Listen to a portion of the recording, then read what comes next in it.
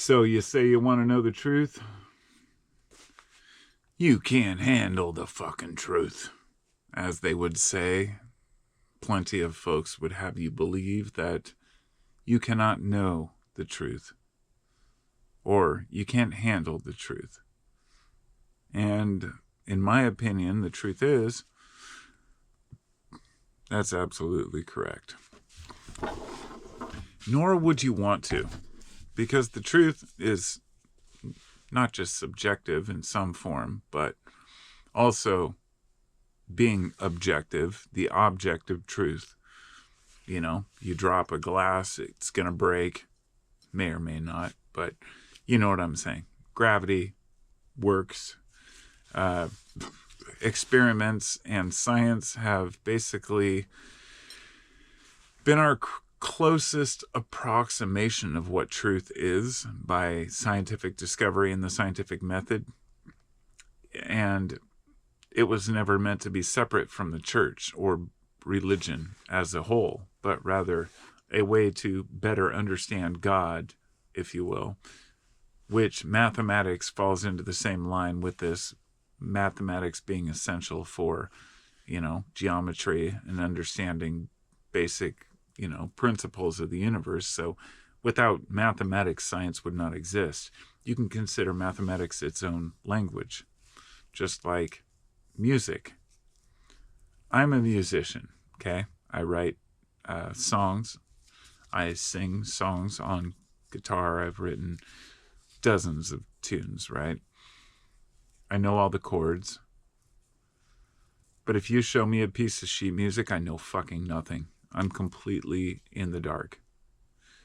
Even though I've learned the basic lines in history, I still couldn't tell you. If you show me a note anywhere on a music chart, I don't know it. I don't know where it's at. I don't know how to play it. I'm like, oh, isn't that like a half note? And this one's like a double. What line is that? Is that a C or a D? Honestly, never even cared when I was a musician playing music in a band. I played bass with a small band for a little while when I was a kid, but not seriously later until my brother and I started playing together in a band called First in Line. Then we started playing in a band called Related Material, which later changed to Time to Spare. And I've shared all these in the past on YouTube, but I can send links, but they're not great, but they're not horrible. My brother was, the musician in the band, and he's the one who wrote the songs, and they were great songs. And I had a great time playing them, but I was a bassist who just did what I wanted to do. I was like, oh, same note, we'll play this. I know A, B, C, D, E, F, G. I know the basic notes and minors and majors, things like that. I know how to play guitar. I know how to finger pick. I can play Stairway to Heaven all the way through. Well, at least towards the end when I kind of just haven't really gone further. There's a certain point in everybody's guitar playing career where they just kind of like, whatever. It's enough of it. But I can finger pick. I can play different styles. And I understand music and how it goes together. And have listened to music my whole life. But still don't know how to read it. So the point being here that there is a language that can explain music in a way. But if you can't read it, then you can only experience it and hear it. Now the same might go for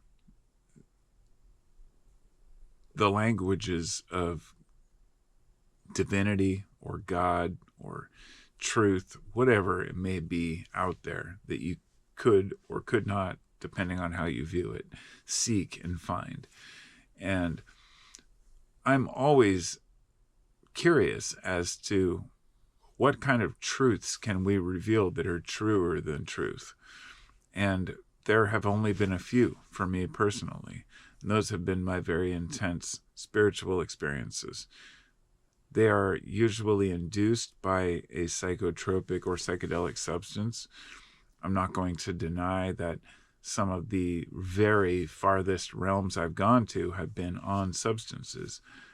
And I used to feel a little bit guilty about that. Like, well, I haven't reached these states through transcendental meditation or some sort of a natural sitting in a cave or starving myself. But then I started thinking more and more, why would I starve myself? Why would I fast for a week? Why would I put myself in a cave for weeks on end? Why would I sit in a weird position or punish myself or give myself pain or stab myself like so many of these cultures have to reach the same state I could reach with this simple chemical? Because honestly, at this point, my belief is it is the same.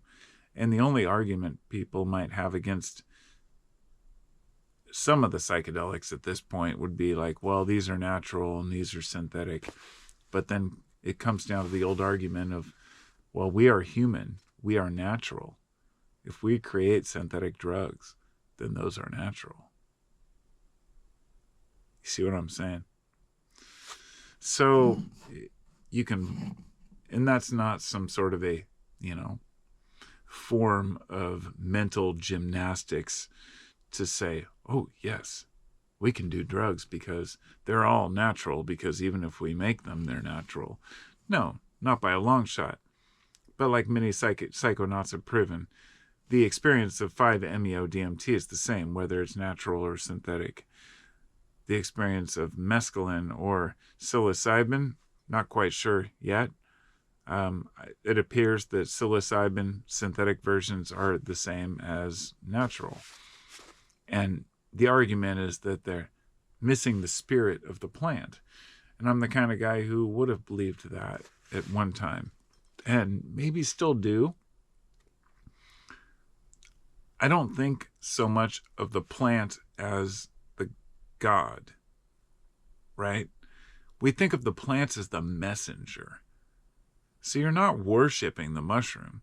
So if the mushroom is carrying psilocybin as a messenger, and you can find that synthetically because humans are smart enough to make their own version of it, or DMT, whatever it might be, it's absolutely 100%, understandable that you would consider that to be a naturally created substance within the same realm, but we are the messengers. We just maybe stole somebody's patent, stole the mushroom's patent, if you will. I know it gets a little weird, but these are the things I think about. So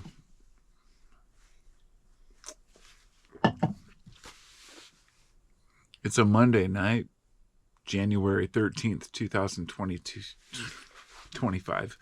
And I'm getting ready to go eat some dinner. But first, I don't know where it went. I had a joint here. I might have already picked it up and put it somewhere. It'll probably turn up, years from now. I don't know. Fortunately, I've got a little container full of many more. And I've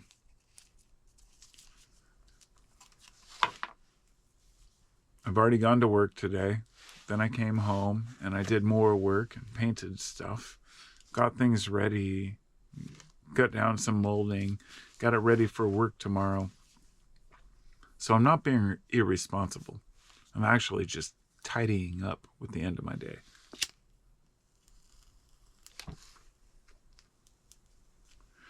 Wouldn't that be embarrassing as fuck if I lit my joint on the wrong end? Because I put those little filters in there, which I used to laugh at. It's just a piece of cardboard or paper that's, rolled up to keep it from chunks going in your mouth. And I used to be like, oh, God, a bunch of wussies smoking joints like that. But it takes me all of 5 more seconds to roll up a little corner of a piece of paper and put it in there. And, yeah, I don't usually smoke joints. I would say, back up here. In the past, I didn't usually smoke joints. Unless I had a whole lot of cannabis that was really good that I liked rolling up. And it was super dry. Maybe it wasn't good for bongs, or it was crumbly. But my buddy harvested a bunch, and he needs me to help him trim it because there's so much of it. And so he's been just making butter, and he just sent me a couple ounces of it, or gave it to my buddy to give to me. And I was like, this is good weed. My wife even was like, it's great weed. It just gets me too tired and I pass out. Like, yeah, it's, all homegrown is like that. But what is the point of this podcast? I think you have to, pardon me. That was a good hit.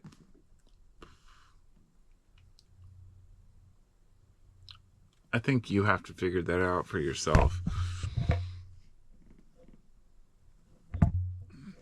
I've had so many different thoughts today about things I wanted to talk about, things that were important. I wanted to do it in a coherent manner and really get my point across. And by the time I got done with the day, I came home, had a couple beers, smoking a joint, and said, fuck it, I'm just going to talk from the heart. And of course, that's what I'm doing. But I have so many notes behind me. Everything from different spirituality to things I've been wanting to talk about. Like a few hundred words of different things. And I'll glance at them. Some are about, reading things twice, or looking at the third eye, or how churches have hidden things away, or alchemy and whether it really has to do with metal, truth being disguised for the masses, and to make it acceptable for the masses, if you will. Living in this life and embracing the toil and hard work, calcification, philosopher's stone, transformation, transmutation, humility, midlife chrysalis, alchemy, shortcuts, symbols, sacraments. I'm not boring you, hopefully, with all these stupid, ideas that I want to share that really are just one guy's opinion. And you shouldn't listen to anything I say. Because not that I'm full of shit, but that I only know what I know. And I'm one individual, right? I know you all know that, but I'm just making the example of whether it's me or a billionaire or, some intellectual dark web genius. Everybody is just in their own head. And that's all they know. And they are so much influenced by the rest of the world that they don't even realize it a lot of the time. Once you realize it, once you see your own programming and you stop taking it so seriously, and that's hard to do. You got to be honest with yourself. You can revolutionize how you feel and think and talk in this world. And what I mean talk is talking to other people and feeling confident. Not feeling confident that you know what you're talking about, but being confident in the fact that you don't give a shit if you're wrong. This was originally the topic of the video I wanted to make, which was, holy shit, people can't admit when they're wrong, and when they do, it's like amazing. Like, wow, this person admitted they were wrong. But what I've noticed is over the years, at least in the past, it was, wow, this person is a flip-flopper. They changed their mind.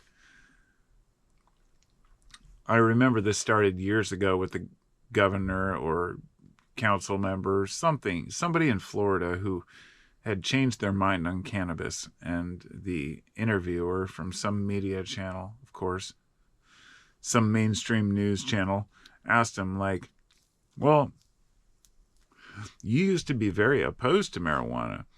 Why do you support it now? And he goes, because I was provided with new information which countered what I used to think was true, and I was able to change my mind based on new evidence.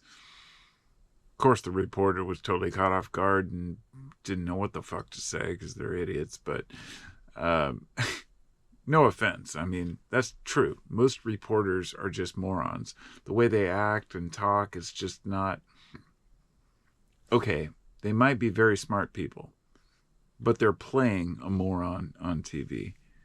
They're not talking like a normal human. You don't go to CNN or NBC or Fox to hear normal people say, "Hi, my name's Josh. I'm sitting here smoking a joint talking to you about the real world." Like, God, even that's fake, you know? That's what I love, is being able to sit on YouTube and talk about real shit as a real person, right? You just don't fucking get that. Even on YouTube anymore, because so many people are like afraid of losing their revenue. They wouldn't dare make a video where they're smoking weed or talking about controversial shit. And you know what? That's fine. People are cowards. Fuck them all. Stand up for what you think is right. I've been a cannabis advocate my whole life, psychedelics as well, and I've always felt a little awkward because I can't talk about these things. And my podcast, which I'm making right now at the same time as the video, is called 15-Minute Free Thinking. And my YouTube channel, which I'm uploading the video version, is called Carpo719, 719. And it's funny because I might get somebody who finds the podcast randomly, doesn't know I have a YouTube channel. So it's Carpo719. And people on my YouTube channel still say, "Oh, you have a podcast? I didn't know that." So yeah, it's 15-Minute Free Thinking. Funny enough, YouTube is free, but I still pay like 15 to 20 bucks. I can't even remember how much it is to host my own podcast, which coincidentally enough, I upload on YouTube more often than my podcast. And so I'm paying for basically a platform I don't use much.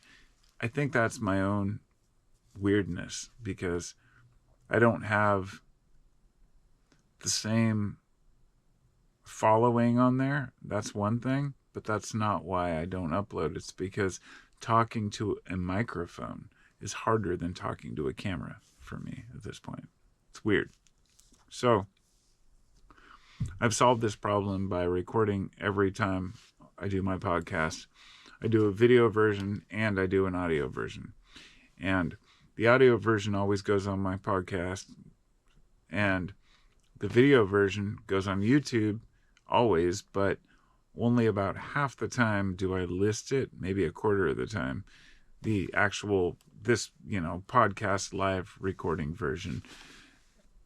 But I share them all on my Patreon, which you can support for even $1 a month. And that's at Carpo719. And as I've said a million times, it's not about money. I don't want to make this about asking for money, and I'm definitely not. But I want to give people who are patrons the awareness, to let them know that I do have extras on there. You can go to my Patreon page if you're a patron, log in, and actually get some shit. I've uploaded like 2 or 3 videos in the last few weeks. Ones that I don't make live on YouTube, and it's not because I don't want to share with people. It's because they're a little too controversial for YouTube to make them public. Maybe because I'm consuming. Maybe because I just want to keep them for, viewers who want to donate, whatever it may be. Maybe I'm a greedy fuck and I'm worth millions of dollars. Sorry, I guess I'm getting stoned. Man, I can wish, right?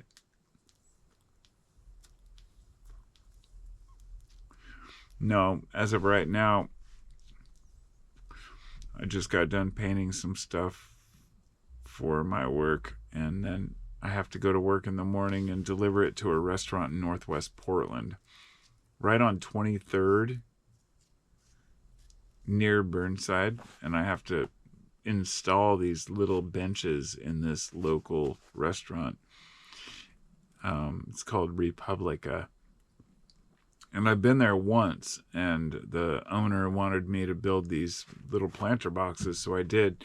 And then it's through my boss, I work for a company. So now he sent me to just deal with all the shit. And I'm like, I've got to go there. I've got to set up my saw. I've got to figure out a way to set up my saw to like cut things and install things without leaving them out on the sidewalk in Portland, in near Burnside. So for those who don't know, it's a place where stuff might get stolen, maybe. So we'll see what happens. And